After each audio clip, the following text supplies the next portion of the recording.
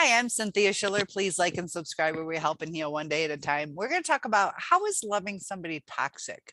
How does this relationship change who we are? How does it hurt us so bad?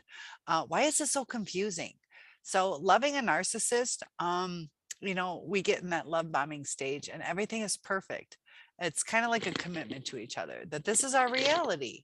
But unfortunately, the problem lies with that's not the reality. That's a facade. They're purchasing us in a sense. So we become an object.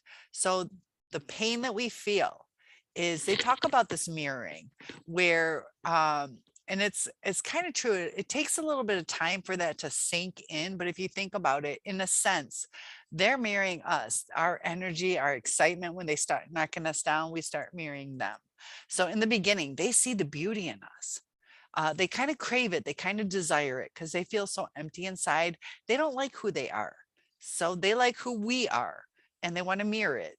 So they learn all these tricks. They get to know us.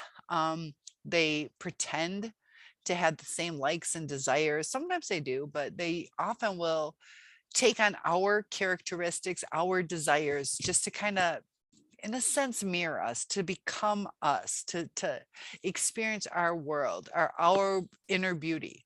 um but over time with the mirroring, it gets too exhausting, so they bring us down. So it becomes toxic when our reality is changed, who we are, how we're acting. We just want to communicate, we can't communicate the right way. We try, and it's not effective. So we try to alter the way we communicate and it's still not effective. We try to understand, and without having clear, concise answers to simple things. A lot of the lies that go on, you don't know what reality is. You lose your reality in a narcissistic relationship. You get that Stockholm syndrome. You get the trauma bond. Trauma bonds are based on intermittent. I lost the word. Intermittent response. I lost the word, but intermittent response on what you expect. You expect to, you say, "Hey, good morning, baby," that you get it back. But the patterns are so different. If they're in a bad mood, they'll just kind of like look at you and you're like, "I just said good morning." And so it starts to hurt you, and you don't want to bring it up because it's not that big of a deal. Everybody has bad days. You're trying to understand them, trying to accommodate them. Your needs that day were not accommodated, not that big of a deal. But over time, it starts to wear thin, to where it's like, can we just like have some common courtesy to each other? Like, you don't have to have a good day, but just, I said good morning, just out of common courtesy, say good morning back, even if it's not, or just say it's not. This is like, will you sit and talk to me? So your reality starts to diminish. You don't know which end is up because of the lies. You try to communicate succinctly and they do the gaslighting. They turn things around on you. So you start to have self-doubt. You know who you are.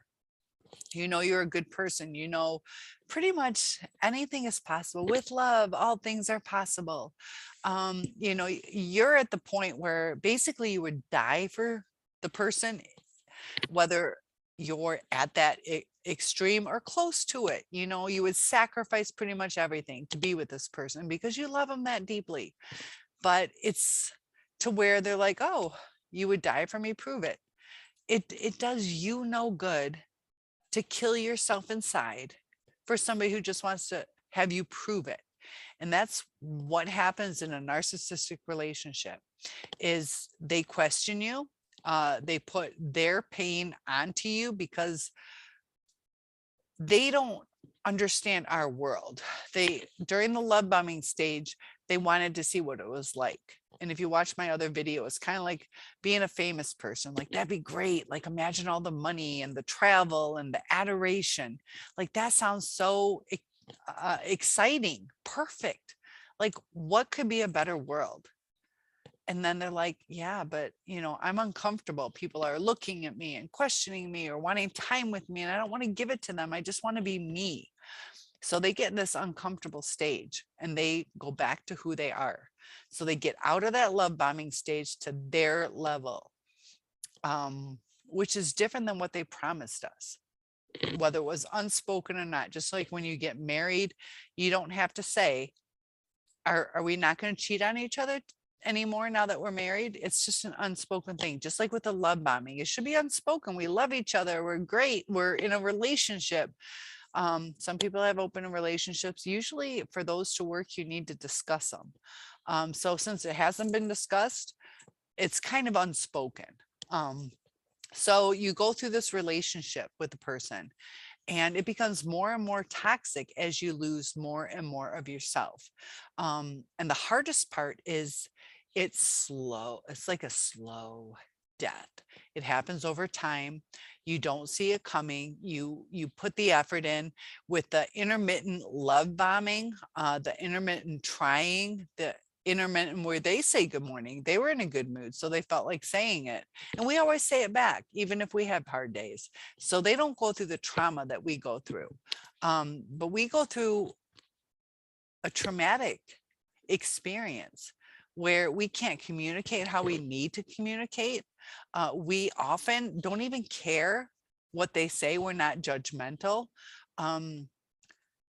But we just need the truth, like, did you pick up, I don't know, groceries today? And to just hear yes or no. If they didn't, I mean, we might get a little ticked off, but we're like, "Ugh, well, will you do it tomorrow?"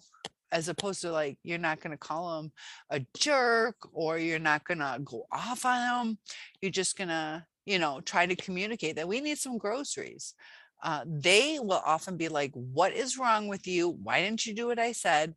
To where they have such control over us. They talk to us in a demeaning fashion, or they'll be kind, but it's kind of like a sarcastic kind, to where the way they word things is really messing with our minds. So it becomes toxic because we can't have our reality.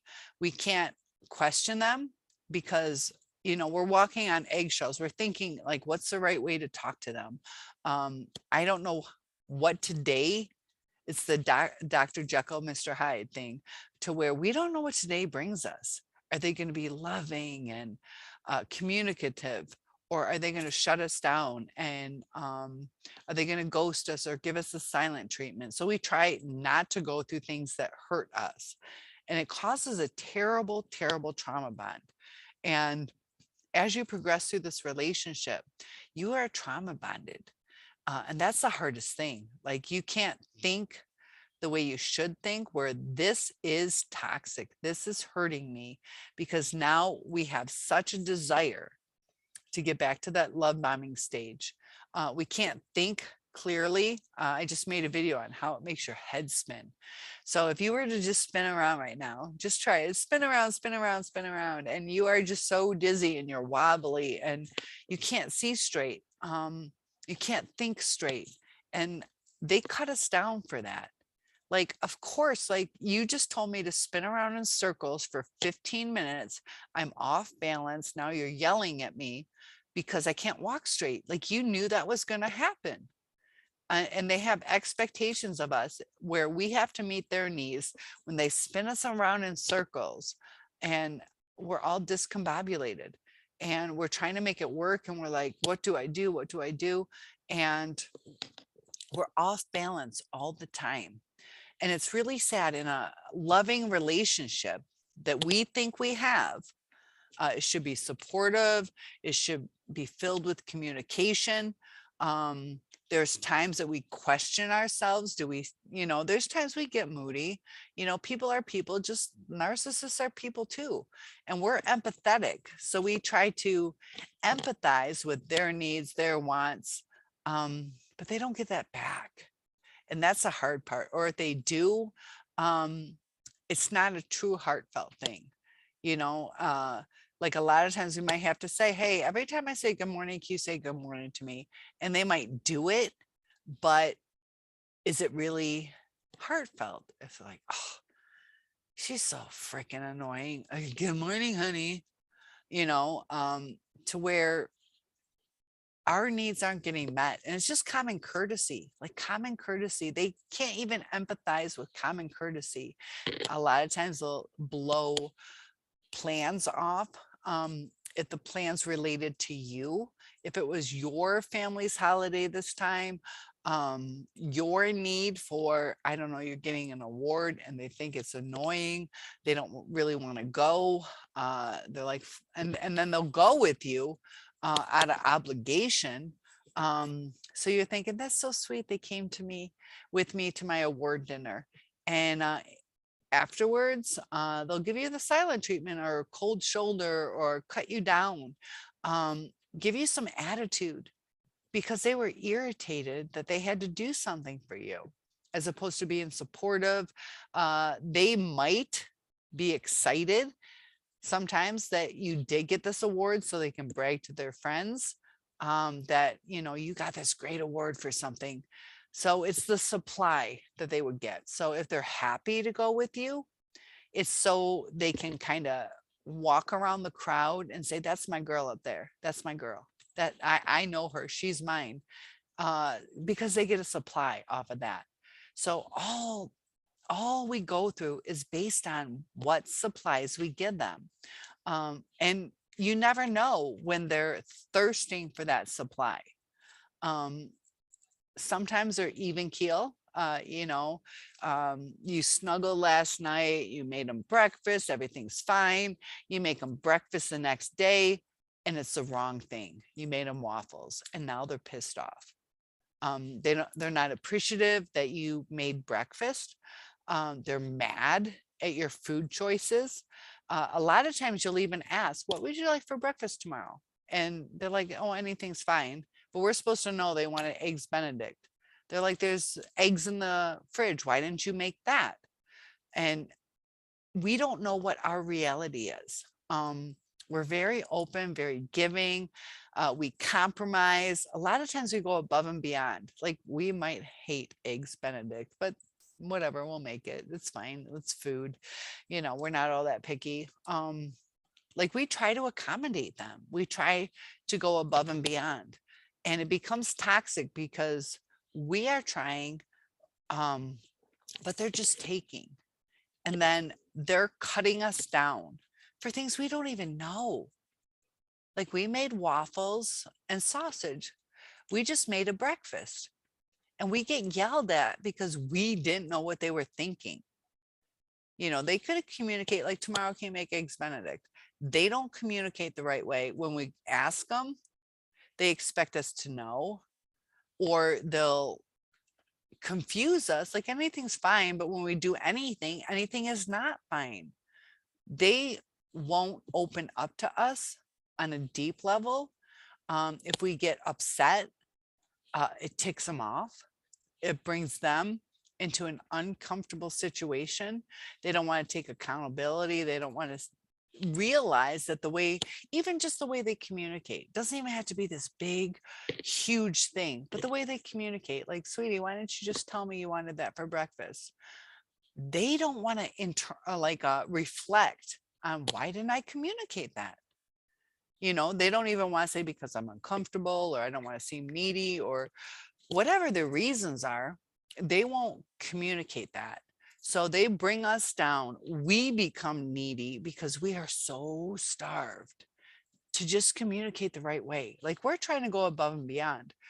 But that's where it gets toxic, is the more we try, the less they care about us. And it's really hard to love somebody and not care about them. Like when I had my daughter, that was like the best day of my life. Like I was just filled with all these emotions of love. And, you know, with a narcissist, let's say a narcissist was a baby. Okay. I have this narcissist baby. I am not going to put it in the crib and not care about it. That's not why I had a baby. I wanted to love my child. And just like I often compare, with my ex, I had said, you know, why can't we just communicate? It was a terrible situation, but I basically was crying. They didn't care that I was crying. They got a high off of it. Eventually, as soon as I'm about to say screw it, that's when they try.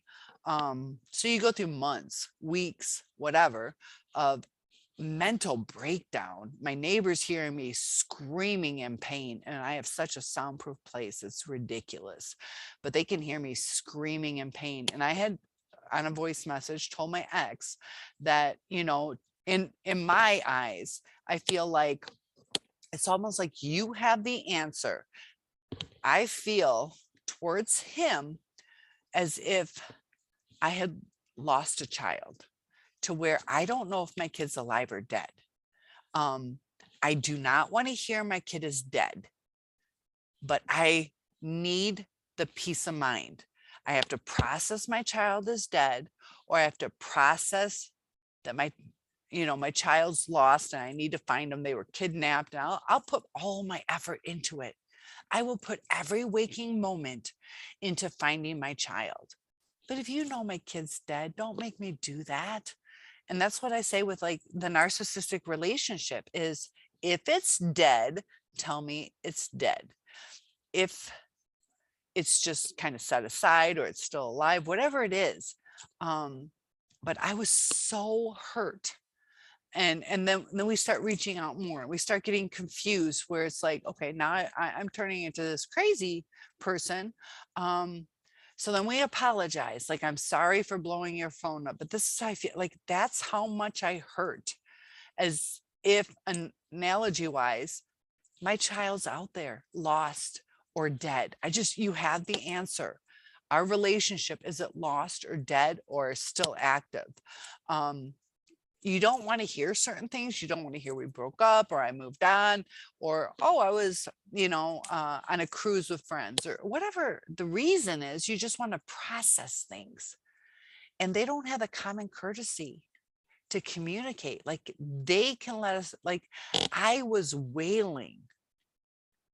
And this is after I got a ring, was promised a future. We tried to have babies, had a couple pregnancies with miscarriages. We were planning a future together, and I can't even say, just communicate with me. And it gets so out of hand. That's where the crazy making comes in. It is so toxic. Like, you can't even communicate. Like, dude, I hurt so bad. It's like this mother who lost her child. And I know, like, a relationship versus a child is different, but that's the truest love. Whether it's, for me, the way I love husband and child, it's the deepest love you can have. So that's how I kind of compared it to make him understand what I was trying to say. Did he understand in any sense? Did he hear my tears? Like, my apologies, even my apologies, like, I'm sorry, I'm blowing your phone up, but I am freaking out. Now that I've gotten so crazy, if you don't want anything to do with me, I understand it, because I am out of hand. Just tell me to F off. Can't even get that. Don't even know if the person's alive or dead at this time, because it's been so long. And this is after, of course, I'll do right by you. Like, his, at that time, his last words to me were, of course, I'll do right by you. And I get ghosted for probably 6 months. 6 months of me crying. Sometimes I would try, like the fun and flirty. Sometimes I would apologize. Sometimes I would just try to communicate. Doesn't matter what you do. And to communicate that depth of a pain to somebody, to where they can't even respond to you. They can't even say F off. Like, I told them, please just at least say that. I'm alive, F you. And I went on crying for months, because the last words were, of course, I'll do right by you. So I had fought for this relationship for years, and instantly discarded, to where that's where the ghosting comes in. They don't want to take accountability. And he had an out. Like, I even told him, you have the easiest out. Just text me. You don't even have to call me. It's a text. And they won't even do that for us. And that's where it hurts so deeply, that you invest all these years. I held on 2 extra years, more than I could take. I expressed it the whole way. So for 2 years, there's all these fake promises. They will say whatever they need to say to keep you. Do they really want you? You know, something easier. That's what the situation was, something easier. Um, it's just easier. There's nothing different between her and I, his new supply that he's getting engaged with, other than she is 10 years younger, and she does have kids in the house. So he's got the hero instinct. I've done a lot of studies on different kinds of relationships. They say the only time you fear or the only time you can fall in love is if you fear losing someone. So we've given them too much to where they can't love us, even if it's a healthy relationship, but they don't love us anyways. So they don't fear losing us. They get confident, arrogant that they won't lose us because they've trauma bonded us, that we can't leave because it is so painful to have given everything.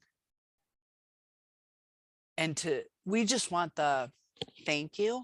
We just want the I love you, but it's not meant to be. We just want something, but we have that desire that is so intense because we've given us everything.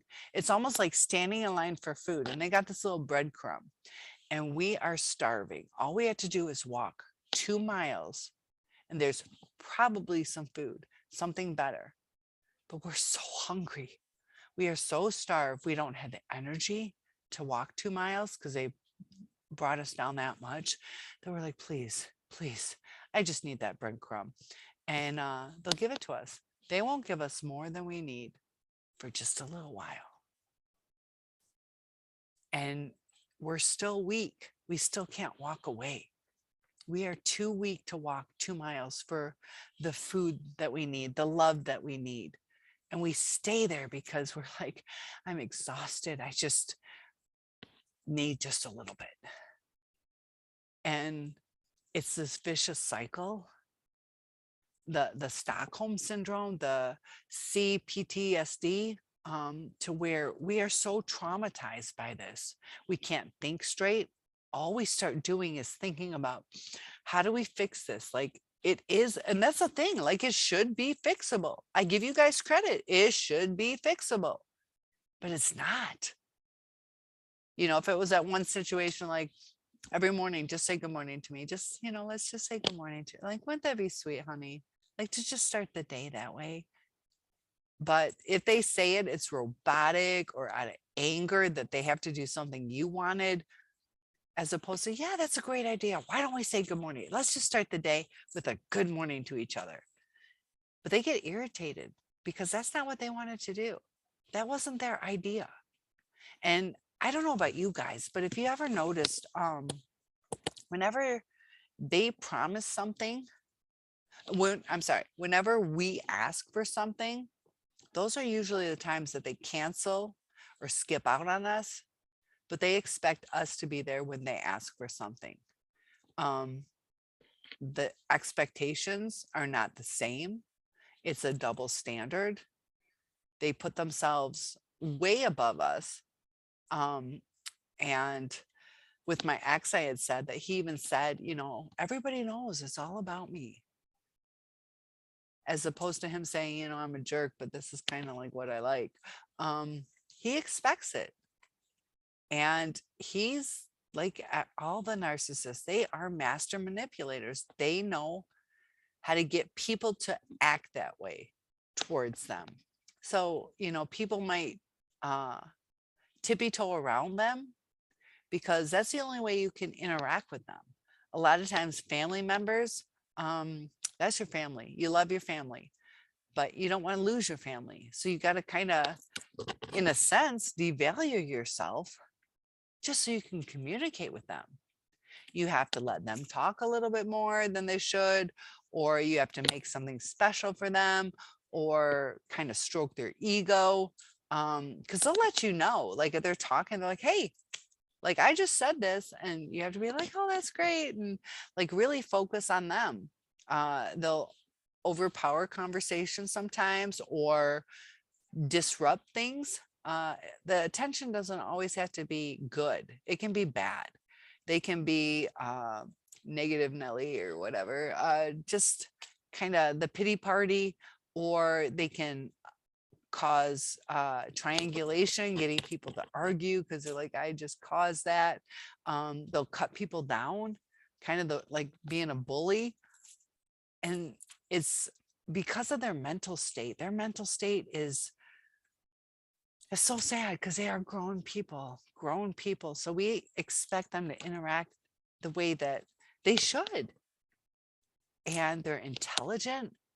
Um, it becomes toxic because we want an adult relationship. And physically and age-wise, they are adults. But we're messing around with a 2-year-old. We're messing around with a 4-year-old. And you don't have the interaction. It's like the shell is the adult, and that's who we see. The words they say are who we see. But the emotional connection is a child.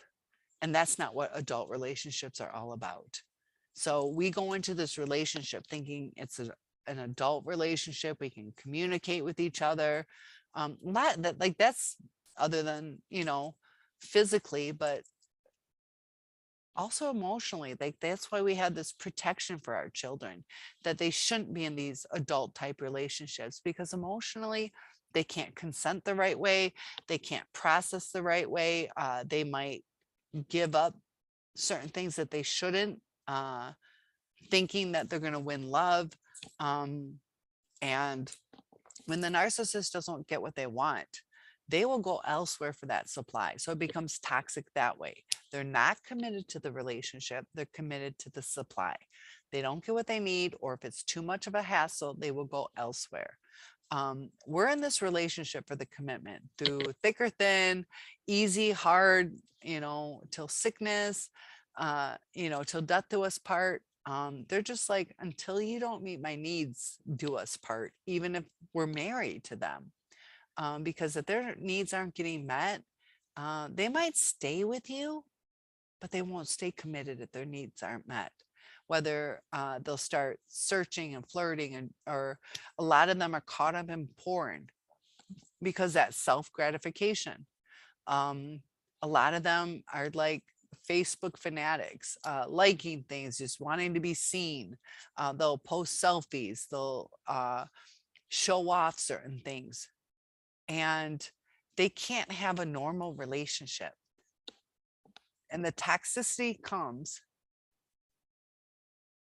over time.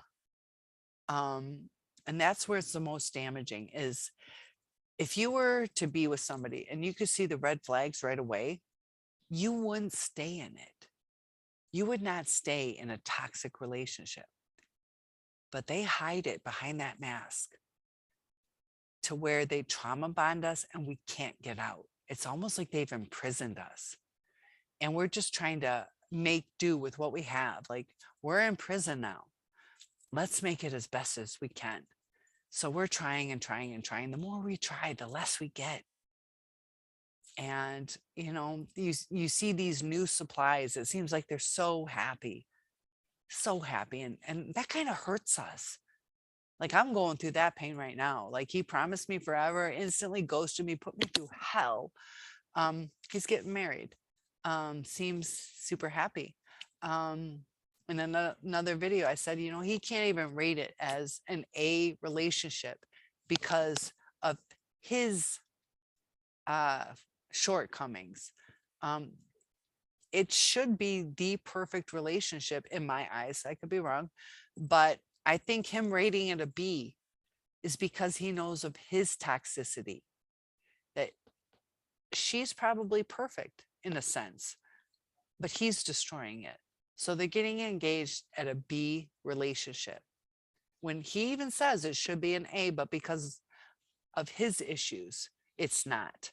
So I kind of wonder what she sees, because there are things missing in that relationship. There's something not right. And over time, she's going to start to see more and more. And he's going to see that she can't uphold being perfect for that long. There's going to be little things, whether, she couldn't get the mail that day or she couldn't do whatever. He's going to start to resent that. Like, I didn't sign up for this. You're supposed to be doing this. I expect that. Or you don't care about me. You couldn't get the mail. You expect me to get it. That's your job. So it's going to start to fall apart over time.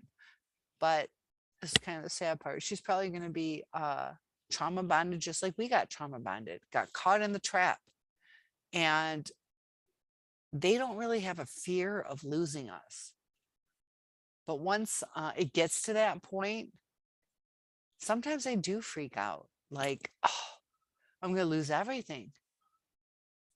But it's not because they love us. They don't want to lose the supply, whether it's somebody to go to bed with or somebody to help do whatever, somebody to just even talk to. But if they loved us over time, they would have listened to us. They don't listen. They hear us, but they don't listen and process it. It goes in one ear, out the other. But if they truly cared, they would take our words to heart, try to really understand it.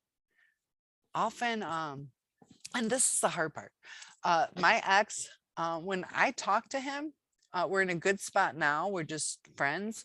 But when I talk, he's like, I don't know what you're saying. Like, I don't get it. And I'm like, I've said it 1,000 different ways. I'm usually a pretty good communicator. I am a teacher. I've taught everything from 3-year-olds to criminal law at the university. Like, I've taught everything. Gym teacher, 3rd grade, 7th grade, severely emotionally disturbed. I'm usually pretty good at communicating. And he's smart. He is so smart. And he can't understand things at the emotional level. Like, I could bring out laws, or I could bring out trivia, and he would understand. He would tear me up at trivia. He's so smart. But you try to talk about something emotional, he's like, what are you talking about? Because basically I'm like, I don't like being blown off. You can't understand somebody who doesn't like to be blown off. Because you would think he wouldn't like that either. But he can't understand why it upset me. Why, just call if you can't see me, or text me. I'm not even that picky, just update me. And they'll like do that gaslighting. Well, I said, probably I'd stop by. Well, I kind of expected you to either stop by or cancel.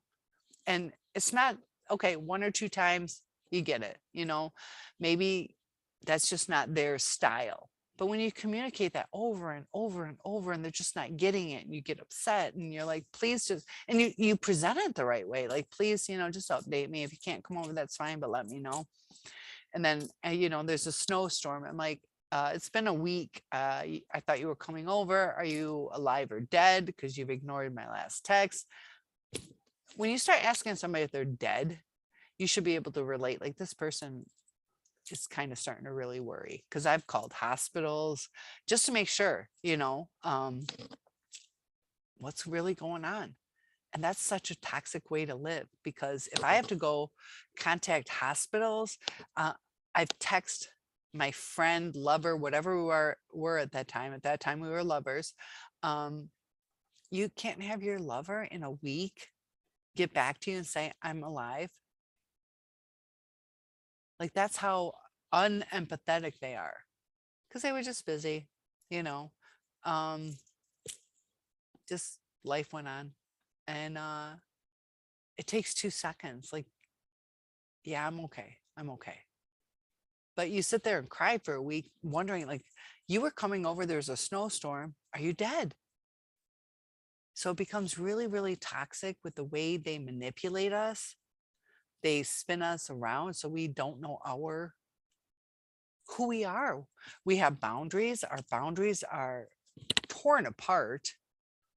They have no respect for our boundaries. They'll promise whether they'll change or adhere to those boundaries, but when it comes down to it, they don't. So sometimes we're like, okay, this isn't working. They're not adhering to boundaries. Often we like try to change them.